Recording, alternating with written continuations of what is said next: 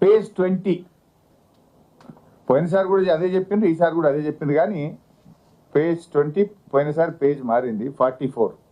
ఈసారి పేజ్ 20లో ఏం చెప్పారంటే రేషన్ కార్డులు తెలంగాణ అవతరించిన తర్వాత ఎంతో మంది పేదలు నూతన రేషన్ కార్డు కోసం ఆశగా వేచి చూసినా గత ప్రభుత్వం వారిని పట్టించుకోలేదు. కనీసం కొత్త కుటుంబ సభ్యుల పేర్లను కూడా రేషన్ కార్డులో జమ చేయలేదు, ఒక్క రేషన్ కార్డు కూడా ఇవ్వలేదని మా మీద ఆరోపణ చేసింది బడ్జెట్ లో. నేనేం ఛాలెంజింగ్ ద బట్టి విక్రమార్క.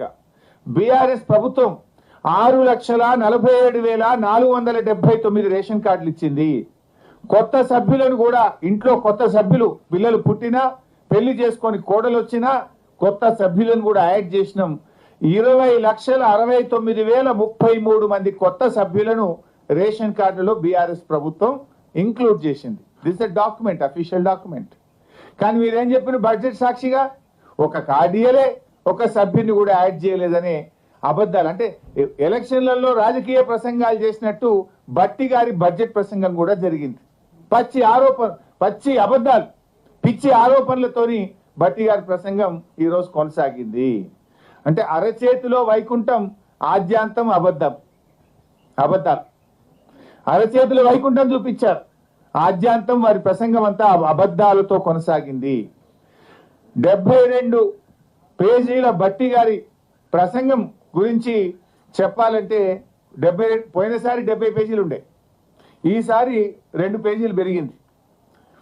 బడ్జెట్ లో 2 పేజీలు పెరిగినాయి తప్ప పేదల సంక్షేమం మాత్రం పెరగలేదు. ప్రజలకు ఇచ్చిన హామీలకు బడ్జెట్ లో చోటు లేదు. ఎన్నికల ముందు అబద్ధాలు, అధికారంలో వచ్చిన తర్వాత కూడా ఈరోజు అబద్ధాలే మాట్లాడుతూ వచ్చినారు. అంటే వారి ప్రసంగం అంతా కూడా 72 పేజీల ప్రసంగ సారాంశం అరచేతిలో వైకుంఠం, ఆద్యాంతం అబద్ధం. ఇది బట్టి గారి ప్రసంగం యొక్క సారాంశంగా మనం చెప్పుకోవాల్సినటువంటి అవసరం ఉంది. ఇకపోతే బడ్జెట్ లో రాష్ట్ర ప్రజలు ఎంతో ఆశగా ఎదురు చూశారు. ఎందుకంటే వీళ్ళు ఏం చెప్పిండ్రు, ఒకవైపు బట్టి విక్రమార్క సంతకం పెట్టి మరొక వైపు రేవంత్ రెడ్డి సంతకం పెట్టి ప్రజలు నమ్ముతలేరని బాండ్ పేపర్లు పంచారు ఇంటింటికి. చివరికి సోనియా గాంధీతో ప్రజలకు ఉత్తరం రాయించారు. ఈ 6 గ్యారంటీలు 100 రోజుల్లో అమలు చేసే బాధ్యత తల్లిగా నేను తీసుకుంటాను అని సోనియా గాంధీతో ఉత్తరం రాయించారు. బాండ్ పేపర్ మీద 2 సంతకం పెట్టి పంచారు.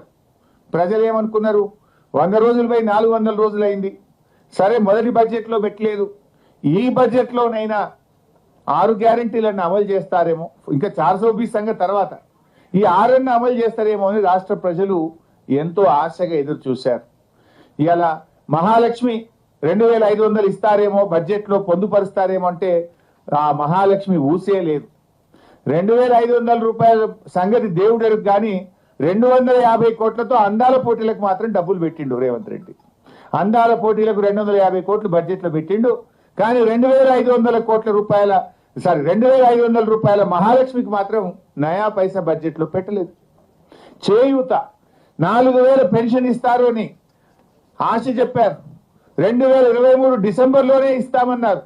2024 డిసెంబర్ అయిపోయింది, 2025 బడ్జెట్ కూడా వచ్చింది, ఈ బడ్జెట్ లో కూడా లేదు. అంటే సగం పుణ్యకాలం అయిపోయింది వీళ్ళకి.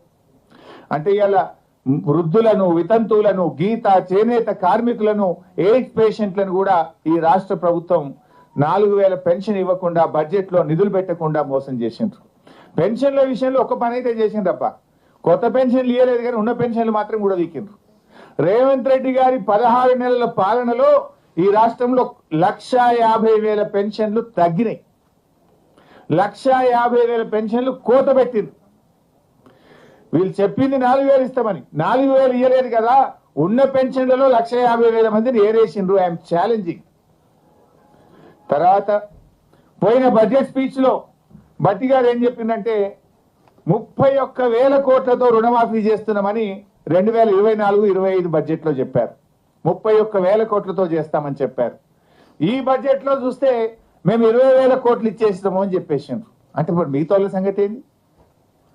ఫర్ ఎగ్జాంపుల్ నా ఒక్క నియోజకవర్గంలోనే రుణమాఫీ అయినోళ్ళు 20,000, సిద్దిపేట నియోజకవర్గంలో రుణమాఫీ కాని రైతులు 22,000, అయినోళ్ళు తక్కువ, రుణమాఫీ కానోళ్ళు ఎక్కువ.